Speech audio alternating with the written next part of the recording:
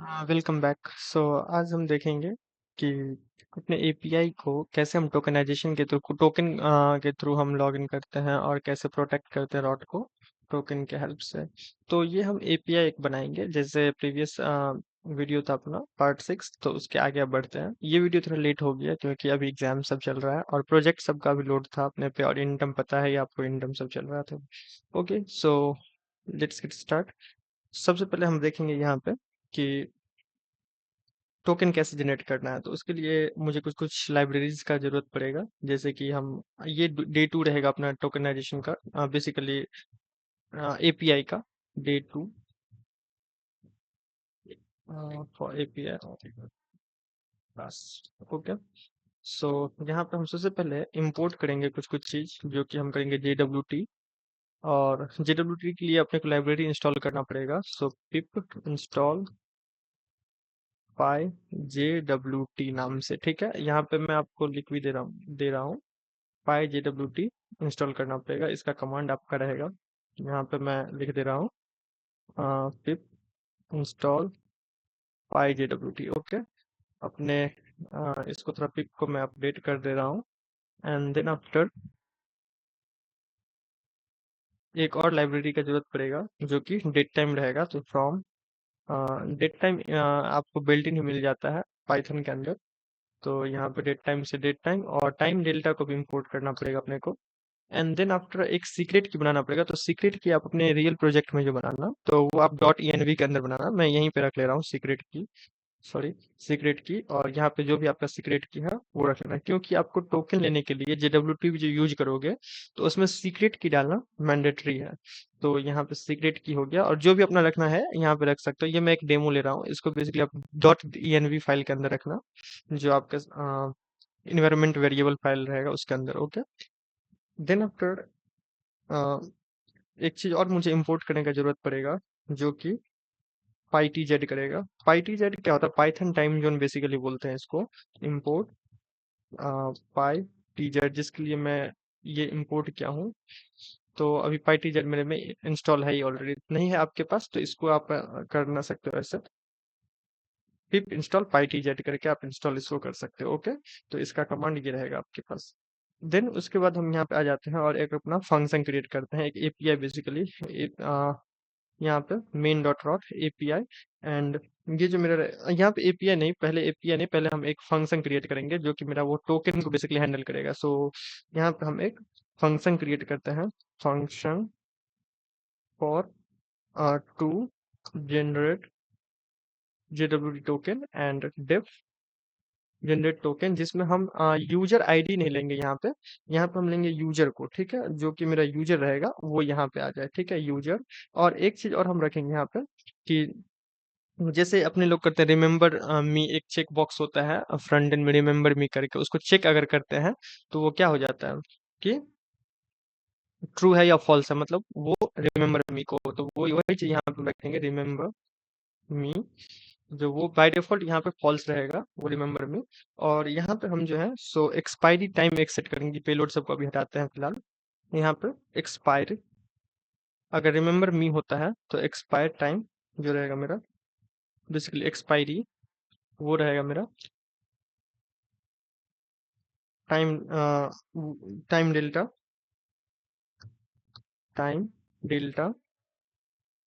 And then day, 7 days का रखते हैं हम। अगर रिमेम्बर मी होता है तो 7 दिन तक वो रहेगा।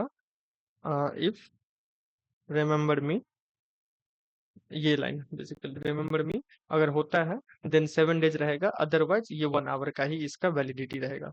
डन। तो ये चीज अपने को एक्सपायरी में रख लिया। उसके बाद एक पेलोड हम बनाते हैं, पेलोड। उसके अंदर हम रखते हैं सबसे पहले यूजर नेम रख लेते हैं, जो अपने को टोकन में डालना है। सो यूजर नेम अपने बैकएंड में जो है मॉडल्स में वो है यूजर नेम, देख सकते हैं यूजर नेम रहेगा जो यूनिक है, और ईमेल रहेगा, ठीक है। तो कुछ कुछ चीज हम यहाँ पे लेते हैं। यूजर नेम लेते हैं सबसे पहले, जो कि यूजर डॉट यूजर नेम रहेगा। फिर रहेगा ईमेल, फिर रहेगा, और नेम मेरे पास है यहाँ पे, हाँ नेम मेरे पास है तो नेम ले लेते हैं कि नेम क्या है, यूजर का नेम क्या है, उसको भी टोकन के पास दे दो। एंड इज एडमिन है कि नहीं, तो रोल हम ले लेते हैं, रोल। और रोल में ले लेते हैं कि अगर इज एडमिन होता है ट्रू, देन क्या करेगा ये कि एडमिन रखेगा। रोल के अंदर, अदरवाइज ये यूजर रखेगा। तो इस टाइप से आप जो भी चाहते हो रखना वो पेलोड के अंदर डाल सकते हो इस हिसाब से, ठीक है। और एक चीज और मैं पेलोड के अंदर रखता हूँ जो कि इसका एक्सपायरी कब है। तो एक्सपायरी, बेसिकली एक्सपायरी क्या चीज यहाँ पे हो रहा है कि ये टोकन एक्सपायर कब हो रहा है, तो जो अभी का टाइम हो रहा है, पाइथन टाइम, अभी का जो टाइम हो रहा है वो, और एक्सपायरी कब है वो। तो एक्सपायरी बेसिकली यहाँ पे 7 डेज हो जाएगा अगर रिमेम्बर में चेक्ड है तो, अदरवाइज 1 आवर। तो ये इतना में फिर एक्सपायर हो जाएगा। देन आफ्टर यहाँ पे एक हम टोकन नाम का वेरिएबल बनाते हैं। Token is equal to J W, encode करेंगे पेलोड को, और सीक्रेट की देखो यहाँ पे सीक्रेट की अपने को डालना है, ठीक है। तो यहाँ पे सीक्रेट की हम डाल लिए, और एल्गोरिदम में हम डालते हैं HS256 और रिटर्न करते हैं इस टोकन को। तो ये मेरा एक फंक्शन हो गया टोकन के लिए, जो कैसे हम टोकन बनाएंगे। अब हम यहाँ पे जेडब्ल्यू की हेल्प से बना रहे हैं यहाँ पे, और यहाँ पे अब हम एक रजिस्टर्ड यूजर का नाम से रॉट बना सकते हैं। लेकिन हम डायरेक्टली अब मैंने बताया कैसे रॉट बनाना है आपको, एपीआई कैसे बनाना है रजिस्टर के लिए और बाकी सब चीज़ों के लिए। तो वैसे ही एपीआई ये बनता जाएगा, जो रजिस्टर के लिए बनेगा तो वो जैसे रॉट बनाया था वैसे ही बनेगा। अगर नहीं देखे तो वो आप प्रीवियस लेक्चर्स में देख सकते हैं, अगर 6 लेक्चर आप पूरा कंप्लीट करके देखो। ओके, अब यहाँ पे हम क्या करते हैं ना कि अपना डेटाबेस को एक run with SQL light editor में खोलते हैं। एसक्यूएल लाइट एडिटर आपके पास नहीं है तो यहाँ से आप इंस्टॉल कर सकते हो एक्सटेंशन से। एक एसक्यूएल व्यूअर होता है, एक एसक्यूएल एडिटर होता है। तो एडिटर में खोलोगे तो यहाँ पे आप एडिट वगैरह कर सकते हो इस कॉलम को, डेटाबेस को, नहीं तो डीबी ब्राउजर सबसे अभी आप कर सकते हो, ठीक है। एक मैं यहाँ पे कॉलम बनाता हूँ, जो यूजर आईडी डालता हूँ 1, यूजर नेम कुछ भी डाल लेता हूँ, मान लो अंकित @gmail.com। इसको आप एपीआई के हेल्प से भी हैंडल कर सकते हो, या फिर रॉट बना लो एक जो इसमें रजिस्टर नाम का रॉट। ईमेल बनाता हूँ, यूजर नेम मैं ईमेल के जैसा ही रख ले रहा हूँ फिलहाल, एंड ईमेल भी मैं रखता हूँ वही, अंकित @gmail.com। और देन फिर यहाँ पे हम पासवर्ड जो रखते हैं, पासवर्ड अभी मैं हैश नहीं कर रहा हूँ, तो उसको आप इनक्रिप्टेड पासवर्ड रख सकते हैं जैसा चाहे, तो वो मैंने बता रखा है कि कैसे रखना है। अभी मैं यहाँ पे एज ए वर्क फ्लो समझा रहा हूँ कि कैसे आप बना सकते हो एपीआई जो टोकन के थ्रू हैंडल हो जाए। तो वो चीज़ मैं समझा रहा हूँ, जैसे नेम यहाँ पे रखता हूँ अंकित कुमार।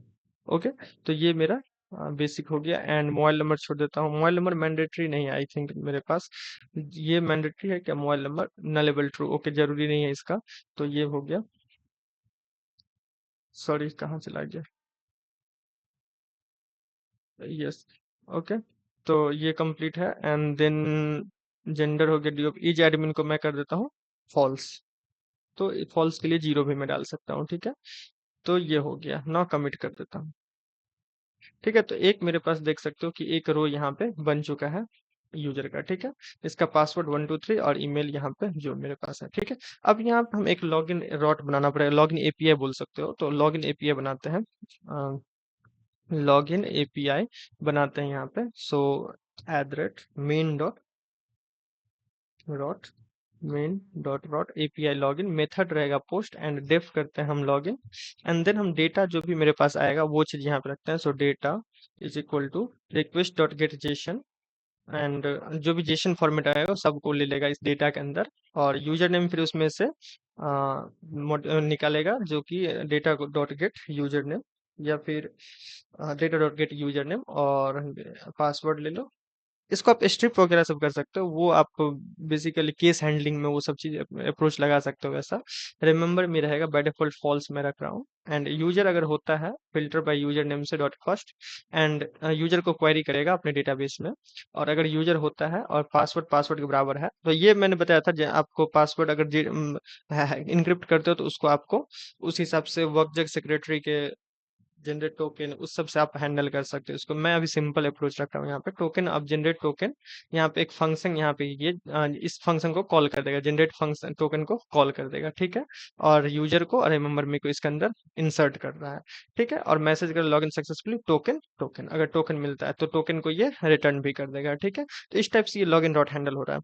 तो अब हम देखते हैं इसको कि किस टाइप से इसको हम एक्सेस करते हैं। तो सबसे पहले हम लॉगिन को अपने एक पोस्टमैन को आपको ओपन करना है। चलिए तो पोस्टमैन को ओपन करते हैं, ओके। पोस्टमैन को ओपन करते हैं, उसके बाद फिर ये जो मेरा एपीआई एक बना ही था, जो मेरा सर्वर चल रहा है, रन हो रहा है, उसको तो अभी स्टॉप मैंने कर रखा है। तो इसको मैं क्या करता हूँ अभी कि रन करता हूँ cls and python app.py, and then after इसका मैं सर्वर जो रन हो रहा है इसका लिंक लूंगा और इसको पोस्टमैन के अंदर मैं इंसर्ट कर लूंगा। और जो मेरा एपीआई है वो एपीआई जो है एपीआई लॉग इन करके है। Okay, so API slash log in. Okay, and then इस पे मेथड आपको पोस्ट लेना है और इसको हेडर अभी नहीं लेना है, बॉडी लेना है जेसन जिसमें हम अपना लॉगिन कर रहे हैं बेसिकली। तो यहाँ पे हमको यूजर नेम डालना पड़ेगा, user name. And user name में मैं यहाँ पे इंसर्ट करूंगा ankit@gmail.com और पासवर्ड डालूंगा। सो पासवर्ड 1234 जो भी है। ओके, एंड इसको मैं सेंड करता हूँ। तो अब देखो कि ये मेरा लॉगिन सक्सेसफुली और टोकन को ये टोकन मेरा जनरेट कर दिया। SS256 में ये टोकन है बेसिकली। तो इसको मैं टोकन को यहाँ से कॉपी करता हूँ, राइट। सो यहाँ से कॉपी करते हैं इसको और एक नेक्स्ट एपीआई में क्रिएट करूंगा जिसमें अब एक्सेस करके देखूंगा जिस प्रोटेक्टेड रॉट को, जो उसको मैं एक्सेस करके देखता हूँ। तो सबसे पहले यहाँ पे आते हैं एंड देन यहाँ पे एक और मैं एपीआई बनाऊंगा। सो प्रोटेक्टेड रॉट का एक एग्जाम्पल लेते हैं, प्रोटेक्टेड एपीआई, जो कि मान लो एपीआई प्रोटेक्टेड नाम से मैं बना रहा हूँ और इसका मेथड गेट रहेगा and def protected and auth header जो रहेगा ये।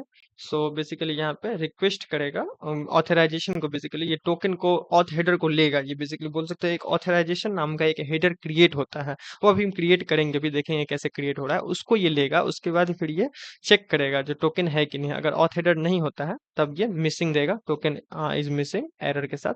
एंड टोकन अगर होता है तो बैरियर टोकन, ये इस टाइप से कुछ ऐसे भी बना सकते हो आप, ठीक ना। अगर नहीं है ऐसे तो आप सिंपली यहाँ पर ओके। सो यहाँ पे ऑथ हेडर इसको मैं टोकन कर ले रहा हूँ, टोकन, क्योंकि मैं बियरर करके नहीं ले रहा हूँ, लेकिन इसमें आप ले सकते हो उस टाइप से भी। एंड इसको मैं यहाँ से हटा रहा हूँ।